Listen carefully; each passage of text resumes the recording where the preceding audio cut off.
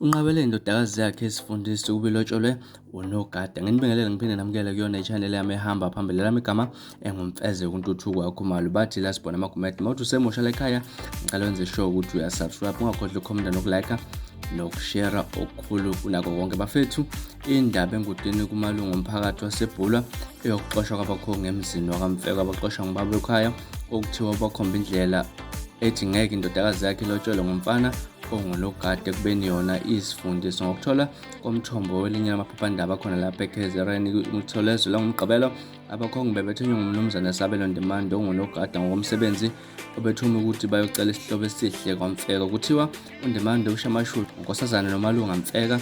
Umthombo osondelene nalolu daba uthe abakhongi baxoshe kufanele kwaMfeka ngoba kuyaziwa ukuthi umnumzane Themba lakhe Mfeka akayizwa indaba yokujwayela kwendodakazi yakhe enesiqo zobuthishala nomnumzane Ndimande. Ukhala ngokuthi abafanelene ngoba indodakazi yakhe ifundile inguthisha. Ngaphambi kokuba abakhongi beze baxoshe kabuhlungu kwaNdimande, bayithumele incwadi kwaMfeka.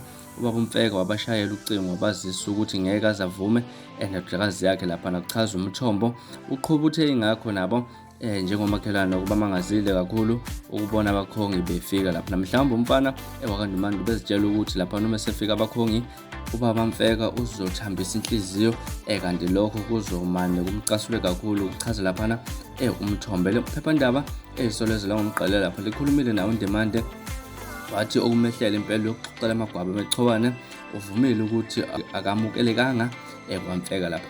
Uthe kodwa ubengazitsheli ukuthi uyise wesithanda sakhe usengaze abathele ngehlazo kanjena abakhongi abebathumile lapha. Uthe okwamanje kusaduma ikhanda kuyena, wathi usazokedla amathambo engqondo abone ukuthi yini azoyenza, okanye limane liqashuke nje igoda phakathi kwakhe noNomalanga laphana. Kuduma ikhanda kuyena laphana, akazi nokuthi kwenze njani uma kunjena, kodwa usazoke laphana ehlale phansi acabange ajule njengendoda. Echaza laphana uNomalanga bezwakala ekhululekile. Uthe uyise akakaze nje amthande uNdimande. Uthe kodwa yena into ebengazixaki ngayo leyo, yena laphana bekuyilungelo lakhe ukuthi ithathe noma ubani laphana amthandayo. Ukuqoma kwakhe ngokuthanda olusenhlizweni, hayi lokuthi kokuba ukuthi umyeni uphetheni esandleni, kusho yena uNomalanga lapha. Neveza ukuthi benoNdimande sekuphela lapha iminyaka engu-4 bethandana. Umama usazokhuluma nobaba kodwa selahlile ithemba yena laphana. uNdimande umtshelile ukuthi uzomane mhlawumbe ahambe ayohlala naye laphana ngoba uyazi ukuthi ubenesifiso sokumkhokhela kwenqaba uyise laphana. Esho kanjena laphana intokazi uNomalanga. Ethintwa uMfeka uthe yena into ayibanga nomkhwenyana ukuthi akathandi ukukhulisa ngokwezinga lemfundo laphana. Uthe wamtshela eminyakeni emibili edlule ukuthi uma efuna ukushada nengane yakhe laphana akakhohlwa umsebenzi wokuba unogada amane abuyele esikoleni lakhona. Usho lokho ngoba wamtshela ngoba wayemthanda laphana. Uyazi ukuthi unawo umatikuletsheni, wayehlosile laphana ukumkhuthaza ukuthi abe indoda engcono.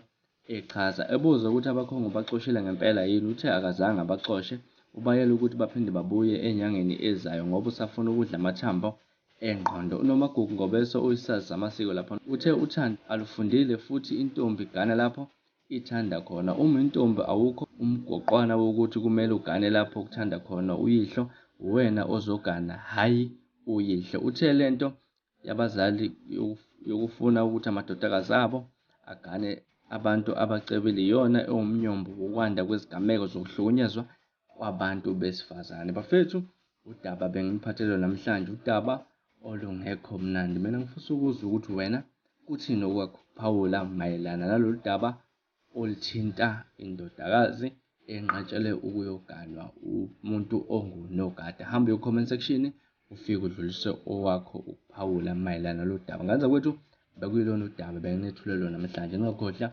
ukusubscribe, ukukhomenta nokulike nokushare okukhulu kunakho konke. Nibe nosuku olumnandi, nginithanda.